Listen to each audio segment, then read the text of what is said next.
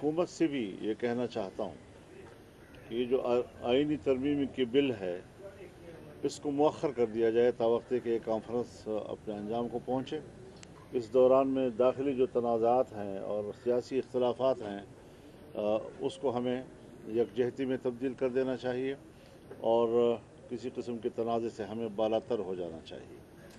मैं अपोजिशन से भी यही अपील करूँगा कि वो अपने एहतजाजात इस दौरान न करें, उसको मौखर कर दें ताकि इस दौरान में कोई मनफी पैगाम हमारे आवाम के सफ़ों से न जाए और मेहमानों का यहाँ पर जो मौजूदगी है उसमें कौम एक सफ़ पर नज़र आए। हमें मालूम हुआ है कि PTM के जरगे के मुंतज़मीन पर कोई तशद्दुद हुआ है जो बड़ी काबिल मज़म्मत बात है। ये लोग उनसे इख्तलाफ किया जा सकता है, उनके नज़रिए से इख्तलाफ किया जा सकता है, उस पर डिबेट किया जा सकता है, लेकिन वो गैर मुसल्लह हैं और वो एक जरगा कर रहे हैं। अगर वो समझते हैं कि कोई पाकिस्तान मुखालिफ सोच उभर रही है तो ऐसे इक़दामात तो उन्हें मज़ीद बरंगेख्ता करने की एक कोशिश है और उसको बरंगेख्ता करने का सबब बन सकते हैं। तो हुकूमत को भी ज़िम्मेदाराना रवैये अपनाने चाहिए और इस किस्म के इक़दामात से शायद पाकिस्तान को कोई फ़ायदा नहीं होगा। हमें यकजहती की तरफ जाना चाहिए और हुब्बुल वतनी के लिए हमें माहौल बनाना चाहिए ताकि लोग पाकिस्तान के साथ मोहब्बत करें और यहाँ पर जो लोग इस वक्त एहतजाज पर हैं उनको भी हमें मेन स्ट्रीम लाइन पे लाने की कोशिश करनी चाहिए ताकि पाकिस्तान को हम मुत्तहद कर सकें और पाकिस्तान को एक मजबूत मुल्क बना सकें।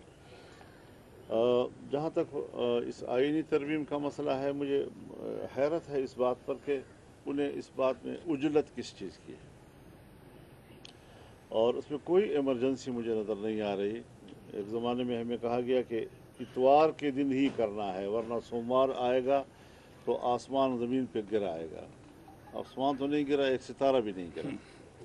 तो इस तरीके से लोगों पे इमरजेंसी मुसल्लत करके कि अन्नेवा जिस तरह भी वो चाहें हम बिल की मंजूरी दे दें।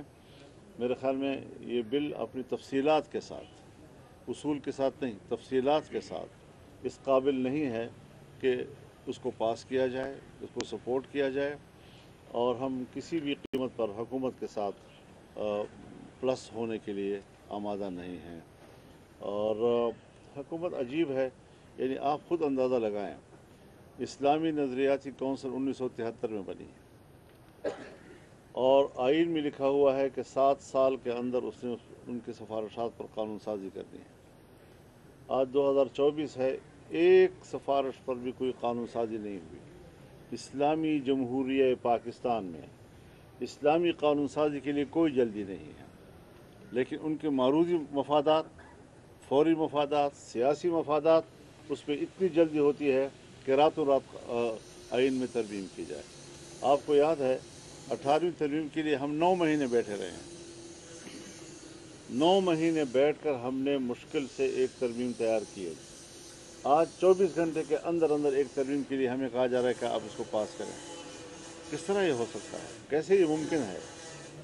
तो ये चीज़ें जो हैं हमें वाज़ेह करनी चाहिए कि ये जल्दबाजी हमें कबूल नहीं है और मुल्क आज जिन हालात से गुज़र रहा है, ख़ास तौर पर खैबर पख्तूनख्वा और बलूचिस्तान की जो सूरत हाल है जहाँ हुकूमत रिट ख़त्म हो गई है, उस रिट को बरकरार रखने के लिए क़वानीन भी मौजूद हैं, इख्तियारात भी मौजूद हैं, कोई नई कानून साजी या आइन साजी की ज़रूरत भी नहीं है।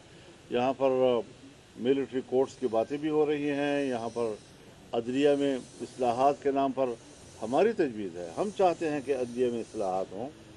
अभी आज भी एक फ़ैसला आया है 63A के हवाले से। 63A के हवाले से फ़ैसला अगर आया है, अदालत का फ़ैसला है, हम कबूल करते हैं, लेकिन बात बुनियादी ये है कि इसमें कोई मैच फिक्सिंग नहीं होनी चाहिए और ये कोई सेल परचेज़ का ज़रिया नहीं बनना चाहिए इसको। ये चीज़ें, ये पहलू अपनी जगह पर होना चाहिए कि हमें अदालत का एहतराम भी है, उनके फ़ैसले हैं, लेकिन हमारे मुल्क की जो रिवायात हैं उनको भी मद्देनज़र रखकर हमें सोचना होगा कि इसका गलत फ़ायदा भी उठाया जाता है اور حکومتیں اس کا پہلے بھی غلط فائدہ اٹھاتی رہی ہیں. ہمارے دینی مدارس کے حوالے سے آج تک ان کے رجسٹریشن بند حکومت کی طرف سے ہے. پھر پروپیگنڈا کیا جاتا ہے کہ بغیر رجسٹریشن کے مدارس چل رہے ہیں. ان کے اکاؤنٹس بند ہیں، پھر کہتے ہیں ان کے آمدن کا پتہ نہیں چل رہا ہے کہاں سے اس کو پیسے آ رہے ہیں. یہ ساری چیزیں حکومت کی طرف سے ہیں اور اس پر کوئی ایمرجنسی ان کے لیے نہیں ہے. ملک میں ایک کیوں اس میں باہر کی دنیا سے، مغرب کی دنیا سے ان کو شاباش ملتی ہے. جس مسئلے پر ان کو مغرب کی طرف سے شاباش ملتی ہو ان کی کوئی ضرورت نہیں ہے، لیکن جہاں سے وہ سمجھتے ہوں کہ ہم نے اپنے مفادات کے لیے ترمیم کرنی ہے تو فوراً ترمیم بھی لے آتے ہیں اور قانون سازی کی ضرورت بھی پڑ جاتی ہے. میں سمجھتا ہوں کہ جو ملک میں ابھی تک پینڈنگ مسائل ہیں اور اس کے لیے قانون سازیاں روکی گئی ہیں، کیوں روکی گئی ہیں؟ اچھی بڑی معاملات پہ اتفاق رائے ہونے کے باوجود مدارس کے معاملات کو طے نہیں کیا گیا. تو یہ ساری چیزیں اہم ہیں اور پاکستان میں اس کو پرائرٹی ملنی چاہیے. اگر اس کو پرائرٹی نہیں ملے گی، ہمارے نزدیک جو حکومت کی طرف سے تجاویز آ رہی ہیں کوئی ہمارے نزدیک یہ پرائرٹی نہیں ہے. ہم اس کو کوئی اہمیت نہیں دیں گے. پھر جس کو ہم اہمیت دینا چاہتے ہیں ان کو لائیں بات، ہماری بھی بات سنی جائے نا. اگر ہم اتنے اہم ہیں اور ہمارا ووٹ اتنا ضروری ہے تو پھر ہمارے مقاصد کے لیے ضروری کیوں نہیں ہے، تمہارے مقاصد کے لیے کیوں ضروری ہے؟ یہ ہماری گزارشات ہیں اور اس حوالے سے میں ایک بار پھر آپ کو شکر گزار. یہ بتائیے گا کہ ابھی عدالت کہ یہ میچ فکسنگ نہیں ہونی چاہیے، تو کیا یہ جو فیصلہ آیا ہے پھر اس کو آپ میچ فکسنگ سمجھتے ہیں؟ نہیں، میں سمجھتا نہیں ہوں، ہونا نہیں چاہیے. مولانا صاحب یہ بتائیے گا کہ جیسے ہونا نہیں چاہیے.